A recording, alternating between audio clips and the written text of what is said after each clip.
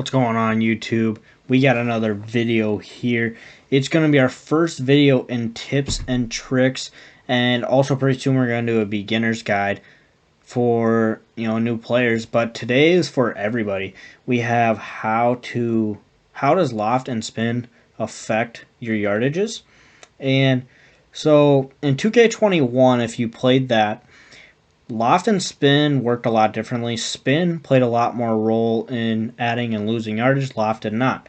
However, that's reversed this time. So 2K23, loft is a huge player in your approach shots when you're losing and adding yardages. And then spin is not so much unless you're really using like a driver or wood. So I got some statistics, but first we're gonna show here for everyone what loft and spin is if you do not know. So if you're on PlayStation, you're going to hold the L1 button. So that is the LB button on Xbox. And then with the left and right analog, left one I'm moving right now, this is how you loft and de-loft. This would be. Now with the right one, this is full spin, and this is no spin that I have in my calculations. Alright, so now that you guys understand which one is loft, which one's spin, because some do not know which one, especially if you're new to the game, which is understandable. Now let's go into some of the stats so you can become a lot better with your approach shots. Alright, here we go. So loft and spin on a normal shot. So all of these were done with no swing timing.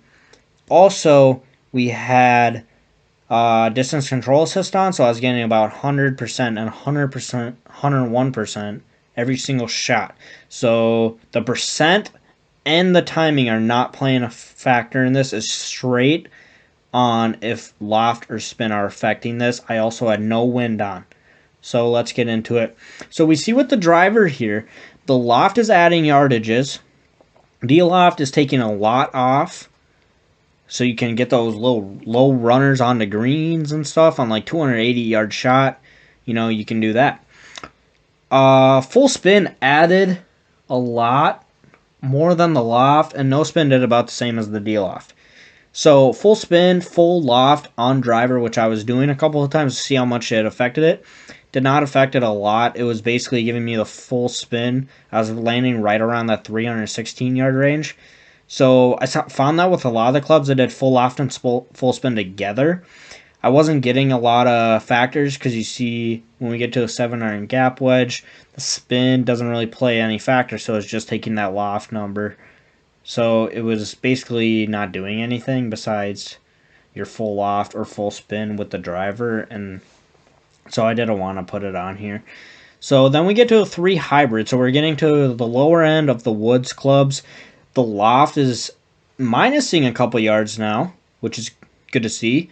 De-loft, you're minusing 17 yards, pretty significant still, so you can get those yardage low runners, cut into wind really well. Full spin, you were adding a couple yards, and no spin, you were getting 226, so about the de-loft, so just de-loft that. Keep a little bit of the spin. Now, when we get to these next couple, you're not really going to know spin much, but I'm still going to go over it just in case, because you never know, maybe you want to really get spin up that hill, whatever it is. So we're going to go over how it will land yardage-wise. So you get to the 4-iron. Now we're into the irons, but we're still to the long irons. So a standard I have for my 4-iron is 216 yards. A full loft is minusing 15 yards. I was averaging around that 200 mark. Full de-loft, I was getting about the same. So maybe if you want to play about that yardage, depending if you want it to spin, you want to, roll out, maybe full loft or full de-loft with the 4-iron will do about the same yardage-wise. Full spin was adding a couple yards, so that's important here. Because a lot of times with irons and wedges, I have been, even myself until I did these calculations, was putting that as 0 win. Mean 0 yardage affection. So I was like, man, why are these going, like 5 yards further, which is 15 to 20 feet, and with that rollout, you're like, wow, that's a lot, We're overcooking it, if it's elevated or de-elevated, it's going to add even more. So yeah, that's something you really got to look into with your long irons is you're going to add a couple when you start spinning it. And then no spin was 206 yards, so you're taking about 10 off. Now we get to mid iron, which I would take these calculations for about the borderline 5 through the 9 iron. And then for the long irons, I'd do 3 and 4, maybe 5. Probably like 5 iron will be like middle of those, the 4 iron, 7 iron, clubs. But from definitely the 6 iron to the 9 iron, these would be what you would be using. So I got the standard 1A3 7 iron. My full loft was taking off 21 yards, so 162. So basically minusing entire club, 2 clubs. Full deal-off was getting about the same yardage as standard. Full spin, same yardage.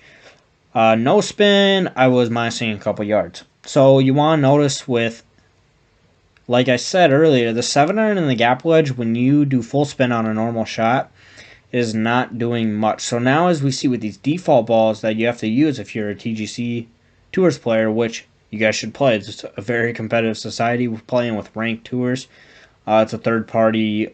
They do amazing work with leaderboards. I'm going to link that in the description. So,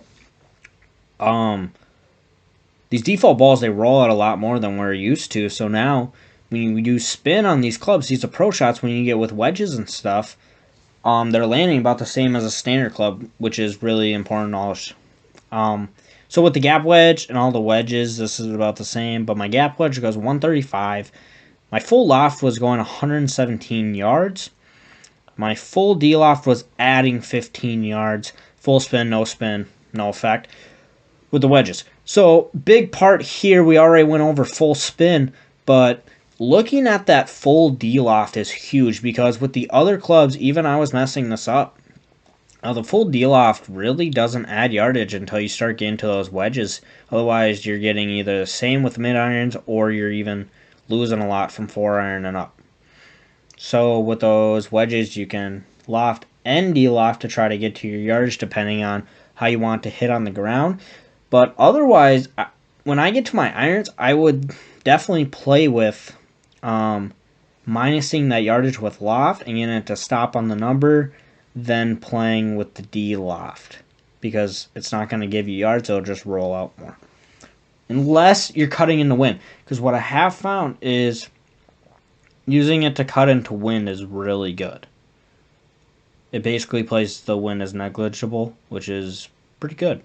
So now let's get into pitch shots, alright? So I also did pitch shots for the loft and spin, which I thought would be important because it actually plays a lot. So 8 iron, I was losing 27 yards when putting on loft. The D-loft and full spin were playing very minimally.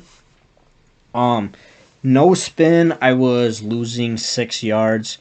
Maybe you want to play that to get up a hill, you have to see based on the situation, but that actually might be good to know as well. Gap wedge, 89 yards, minusing 20 yards with loft. D-loft, you are adding a couple. Full spin, nothing. No spin, nothing. Lob wedge, you're minusing 20 yards about with loft, which is a big percentage when that club only goes 68 yards. D-loft, you were adding 5 yards, which is actually pretty big because you can try to cut through wind like that, when you got a full headwind, which could be important knowledge for you guys to know because cutting through wind in this game is a lot easier. Like when you de-loft it, it barely plays as wind. It's more so how much you're de-lofting yardage. Full spin and no spin also for pitches, not playing much. So basically, in general, when you're getting to those approach shots, so about your 6 irons down to your wedges, play that spin. Play around that number, obviously wedges are going to spin more than, they're going to hit and probably spin back if you do full spin. Full spin with a 6 iron still going to roll out a little bit. So obviously that plays a factor. However, put that spin on the ball, especially if you give a little bit more spin, just so you can get it to stop a lot easier. Now, one thing to note, I also did this with flops, and I was getting that when you fully lofted it, you're getting about the same yardage. And then fully de-loft. Fully loft, you're minusing a couple yards. Fully de-loft, not about the same. And then full spin, you were getting literally on the same yardage. So, play the spin with the flops at least a little bit so you can get to stop. It's playing about the same stock yardages. Alright, so use these in your calculations now so you know how to play that loft and spin to get that ball to stop, or manipulate your yardages to get those approach shots close, and let's get that proximity a whole lot better. Thank you guys for sticking around. Hit that like button, hit the subscribe button, and be tuned and put those notifications on so you can get some more tips videos. Thank you guys.